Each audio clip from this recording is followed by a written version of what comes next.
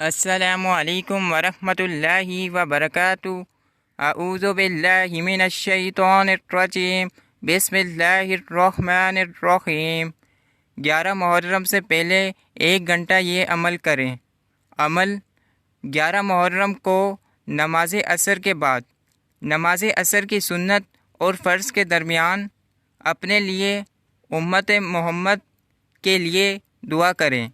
ये दुआ की कबूलियत का वक्त है। फ़र्ज़ नमाज के बाद दुरूद पाक नमाज वाला 21 मरतबा, आयतुल कुर्सी 129, 41 या 313 बार पढ़ना है। जितना गुड़ इतना मीठा पढ़ें। आखिर में दुरूद पाक 21 मरतबा पढ़ना है।